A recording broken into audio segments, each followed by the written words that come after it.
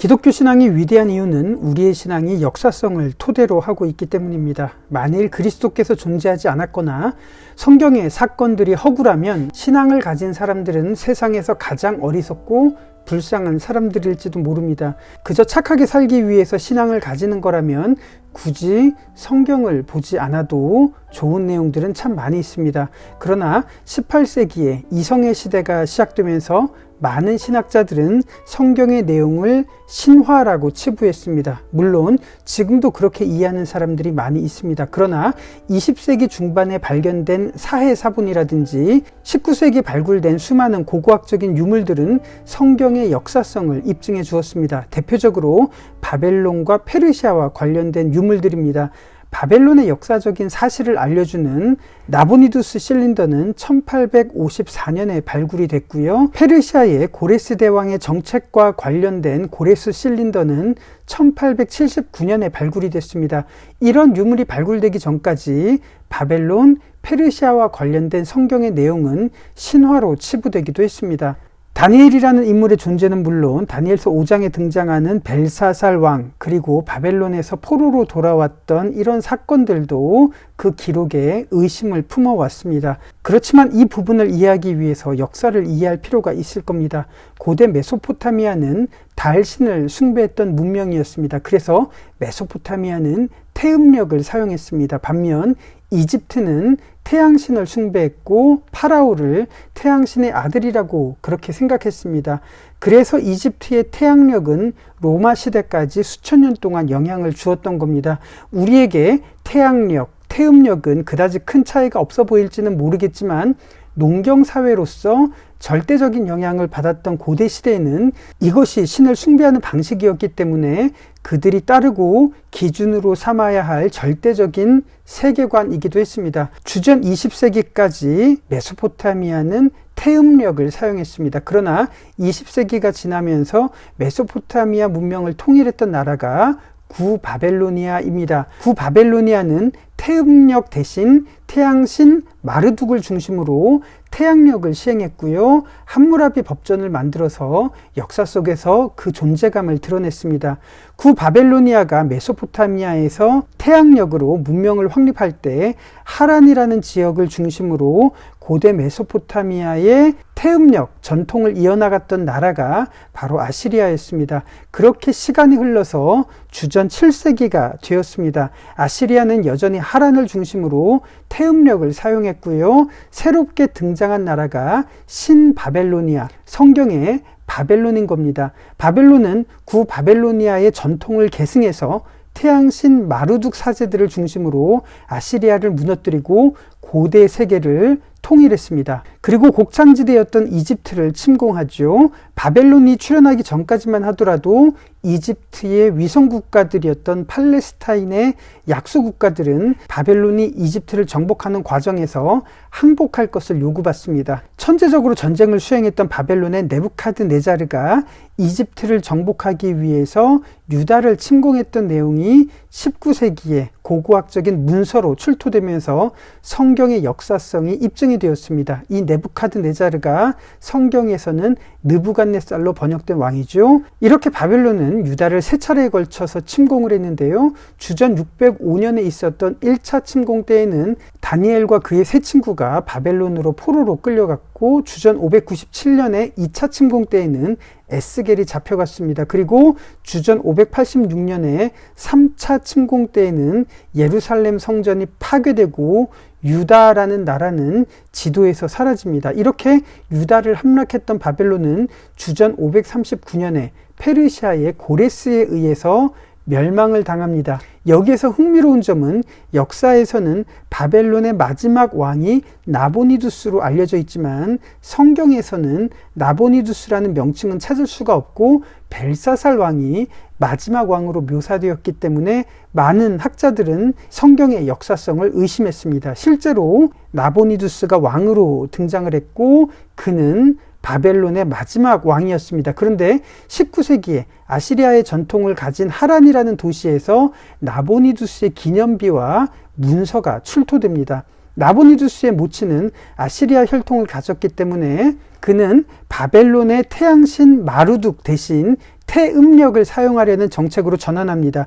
그래서 하란에서 출토된 나보니두스의 흔적을 보면 달신을 가까이 하고 태양신이 이렇게 밀려난 흔적을 볼 수가 있습니다. 당연히 바벨론의 개국공신들이었던 마르둑 사제들과 갈등이 있었고 제국에서는 이 정책에 대해서 반발을 했겠죠. 그런데 1880년에 나보니두스 연대기와 이 기록들이 고고학자 제임스 프리처드에 의해서 해독됩니다.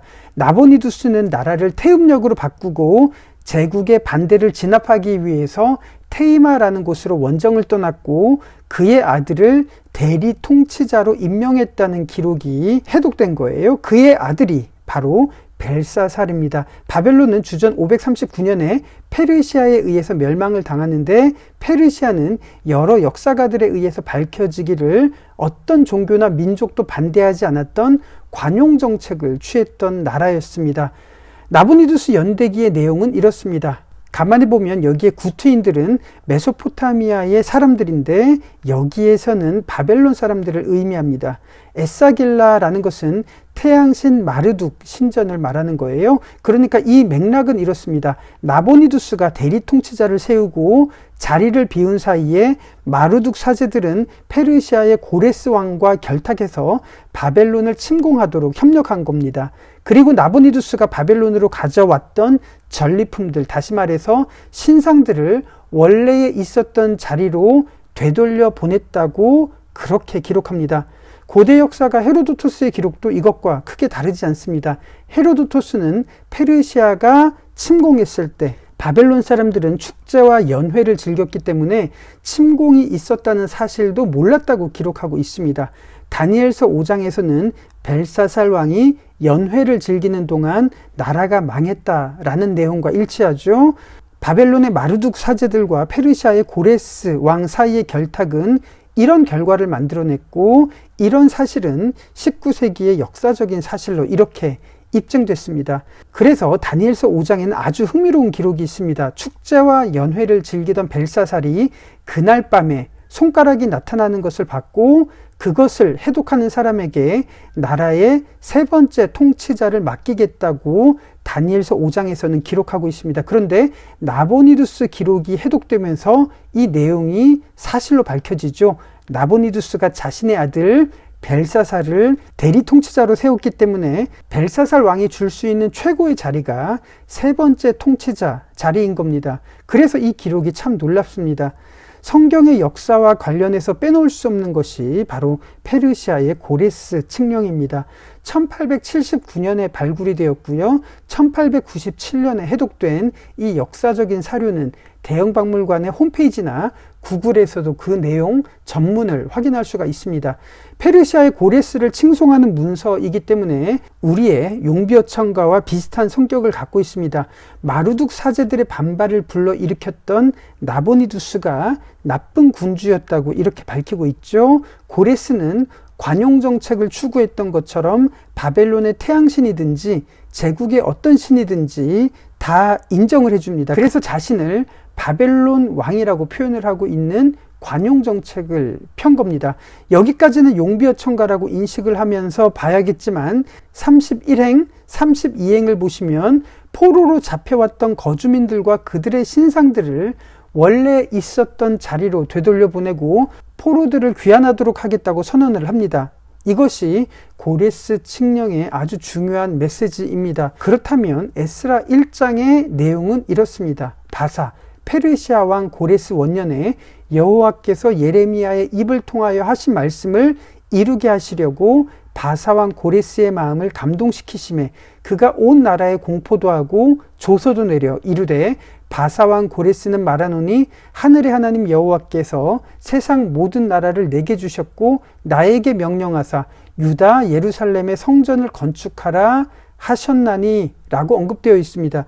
수천 년 전에 기록된 에스라 성경과 1897년에 해독된 고레스 칙령의 내용이 다르지 않다는 것을 우리들은 확인할 수가 있습니다. 물론 고레스는 하나님을 알지 못했습니다. 그러나 포로로 잡혀있던 유대인들의 입장에서 고레스가 이런 정책을 취했던 것은 하나님의 주권으로 그렇게 되었다고 고백할 수밖에 없었을 겁니다. 여기서 눈여겨볼 점은 포로로 귀환하던 유대인들이 예레미야의 말씀을 기억했다는 점이에요. 바벨론의 침공이 있기 전에 예레미야는 이런 예언을 했습니다. 여호와께서 이와 같이 말씀하시니라. 바벨론에서 70년이 차면 내가 너희를 돌보고 나의 선한 말을 너희에게 성취하여 너희를 이곳으로 돌아오게 하리라 라는 기록이 있습니다. 바벨론으로 잡혀가기 전에는 하나님의 말씀을 업신여기고 선지자들의 예언을 멸시했던 사람들이 페르시아의 등장을 통해서 하나님의 예언을 떠올리고 예레미야의 기록을 기억하게 된 겁니다.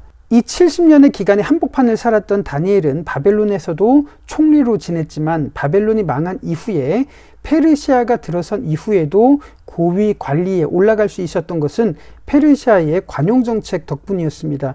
맨 앞에서 살펴보았던 다니엘서 9장 1절 2절에서 다니엘은 바벨론이 망한 이후에 예레미야 선지자의 이 예언을 기억했다고 나와 있습니다. 주전 605년에 끌려왔던 다니엘은 주전 539년에 페르시아의 고레스의 칙령을 경험했다면 예레미야의 예언이 문자 그대로 70년 만에 소름 끼치도록 이루어진 것을 다니엘의 눈앞에서 경험을 하게 된 겁니다. 우리의 신앙이 위대한 것은 우리의 믿음이 이렇게 역사성을 토대로 하고 있고 우리의 믿음의 대상이신 하나님의 살아계심을 근거로 하고 있기 때문입니다. 그렇다면 우리의 신앙을 어떻게 세상과 소통하고 설득할 수 있을까요? 우리와 다른 신앙을 가진 사람들을 정죄하고 일방적으로 우리의 신앙을 강요할 수 있을까요? 우리의 신앙을 확신하는 것과 타인에게 일방적으로 강요하는 것은 다른 차원입니다. 우리들은 어떻게 소통하고 공감할 수 있을지 그것을 고민해야 될 겁니다. 다니엘은 바벨론에 잡혀온 이후에 뜻을 정했고 결국 총리가 됐습니다. 세 친구들은 풀무불에서 살아남은 이후에 고위 관리가 되었습니다. 그러나 이들이 자신의 지위와 권력을 이용해서 그들의 신앙을 강요했다는 흔적은 찾아볼 수가 없습니다. 오히려 다니엘은 느부갓네살 왕에게 이런 충고를 했습니다. 그런즉 왕이여, 내가 아뢰는 것을 받으시고 공의를 행함으로 죄를 사하고 가난한 자를 긍휼히 여김으로 죄악을 사하소서. 그리하시면 왕의 평안함이 혹시 장구하리이다 하니라. 느부갓네살 왕은 세계에서 가장 강하고 부유하고 높은 위치를 가진 인물이었습니다. 그런 왕에게 다니엘은 공의를 행하고 가난한 자를 긍휼히 여기라고 조언합니다. 이것은 우리의 신앙이 어떻게 세상 속에서 확대되고 하나님의 주권이 어떻게 세상 속에서 공감될 수 있는지 우리에게 그 지혜를 보여줍니다. 개신교에서는 다니엘서 12장까지만 보지만 유대인들의 문헌에는 다니엘서 14장까지 기록되어 있습니다. 다니엘서 13장에는 다니엘의 또 다른 행적이 기록되어 있습니다. 유대인들이 바벨론에서 포로 생활을 했을 때 다니엘의 존재가 유대인들에게 널리 알려졌던 계기가 다니엘서 13장에 나오기 때문입니다. 바벨론의 포로로 있으면서도 유대인들에게는 어느 정도 자치권을 바벨론이 인정을 해줬기 때문에 유대인 공동체 내부에서도 빈부의 격차가 있었고 권력의 차이가 있었습니다. 그때 요아킴이라고 하는 인물의 아내 수산나라는 여인이 있었습니다. 유대인 공동체의 재판관이었던 두 장로는 수산나의 미모를 보고 그 여인에게 더러운 욕망을 품었습니다. 그래서 수산나가 목욕을 할 때 두 노인은 그녀를 훔쳐보았고 기회를 포착해서 그녀를 겁탈하려고 했습니다. 이 그림을 보시면 장로이자 재판관이었던 두 노인의 모습을 엿볼 수가 있습니다. 귓속말로 수군거리면서 그들의 계획을 나누고 있었고 입으로 손가락을 가리키면서 이 약자였던 여인에게 항구할 것을 강요하고 있습니다. 그러나 수산나는 두 노인에게 저항을 했고요.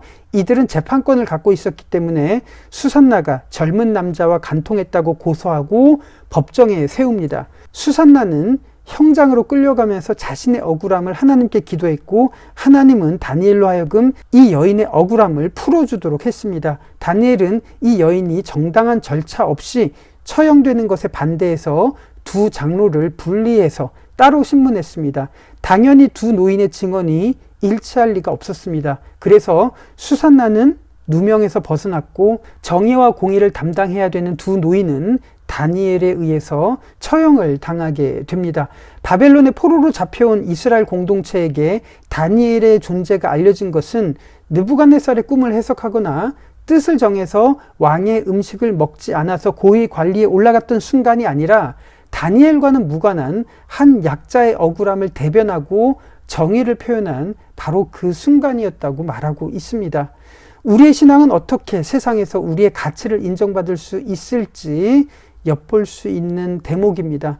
우리는 하나님의 주권과 하나님의 통치를 믿습니다. 이 믿음은 1618년에서 19년에 네덜란드 도르트 회의에서 체결된 깔뱅주의 5대 교리, 다시 말해서 장로교 신앙이 있었기 때문에 그렇습니다. 그러나 그 시대를 살아가던 비장로교 신자였던 렘브란트는 그가 겪었던 경험을 우리에게 들려줍니다. 장로교도가 아니면 신앙생활을 제대로 하기가 어렵고 심지어 모여서 예배를 드리는 것조차 혹독한 반대에 직면했던 그 현실을 우리들에게 말하고 있습니다. 이런 시대에 렘브란트는 벨사살 왕의 연회라는 그림을 그렸습니다. 축제와 연회를 즐겼던 벨사살 왕의 눈앞에 손가락이 나타나서 벽에 글자를 쓰고 있습니다. 얼마나 놀랐던지 벨사살 왕의 단추가 떨어지고 목걸이가 흔들리고 있습니다. 술을 따르는 사람은 자신의 팔 위에 술을 붓고 있는 이 장면에서 그 순간의 긴박함을 엿볼 수가 있습니다. 그러나 바벨론 왕이었던 벨사살은 지금 왕관을 쓰고 있는 것이 아니라 페르시아의 터번을 쓰고 있습니다. 왜 그럴까요? 벽에는 메네메네 데겔 우바르신이라는 글자가 적혀 있는데 렘브란트는 고의로 우바르신에 해당되는 마지막 히브리 알파벳을 눈이 아니라 숫자 7을 의미하는 자인이라는 알파벳을 넣었습니다. 이 시기에 네덜란드는 스페인으로부터 독립하기 위해서 80년 전쟁을 치르고 있었기 때문에 숫자 7은 네덜란드의 7개 주 연합을 상징하는 것은 상식과도 같았습니다. 그렇다면 렘브란트는 우리에게 무엇을 말하고 싶었을까요? 네덜란드에는 튤립 파동이 있었습니다. 한 노동자의 평균 연봉이 300플로린이었는데 튤립 한 뿌리에 3000플로린에서 4200플로린까지 폭등을 했습니다. 튤립을 보유하고 있었던 사람들은 벼락부자가 됐습니다. 이것은 하나님의 축복이었을까요? 기도의 응답이었을까요? 어쨌든 이 시기에 사람들은 집과 재산을 팔아서 튤립을 사려는 열풍이 있었습니다. 그러나 튤립의 열풍은 오래가지 못하고 그 거품이 빠졌습니다. 재산을 투자했던 사람들은 절망했고 자살하는 사람들이 속출했습니다. 페르시아어로 튤립에 해당되는 단어가 바로 터번입니다. 이 그림을 통해서 렘브란트는 우리에게 분명하게 말하고 있습니다. 네덜란드의 개신교회는 장로교의 5대 교리를 선언하고 그 신앙을 강요하는 성시화를 시도했지만 튤립 열풍 앞에서 무너지는 교회의 모습, 오히려 튤립이 신이 되는 그 사회에서 하나님의 손가락을 통해서 그 시대를 경고했던 것은 아닐까요? 수산나와 장로들이라는 그림에서 우리가 정말 지켜야 되는 것은 무엇일까요? 벨사살 왕의 연회라는 그림에서 우리가 정말 두려워해야 되는 것은 무엇일까요? 이것을 돌아보는 것은 무척 중요할 겁니다. 왜냐하면 우리의 신앙이 어떻게 세상과 공감하고 확대될 수 있는지 보여줄 수 있는 방법이기 때문입니다. 우리 시대의 비극은 무엇일까요? 벨사살, 고레스, 나보니두스 같은 통치자들 때문일까요? 약자들을 짓밟고 있는 비열한 재판관 장로들 때문일까요? 아니면 온 나라를 광기 속으로 몰아넣고 있는 탐욕 때문일까요? 우리 시대의 진정한 비극이라면 다니엘같이 공의와 정의를 행하는 인물이 없기 때문이 아닐까 생각을 합니다. 그래서 우리들이 살아가고 있는 현실 속에서 우리가 다니엘 같은 역할을 감당해 볼 수 있기를 진심으로 기대해 봅니다. 오늘 중간사 수업 두 번째 내용은 여기까지입니다. 다음 시간에는 에스라, 느헤미야 시대를 함께 살펴보도록 하겠습니다. 고맙습니다.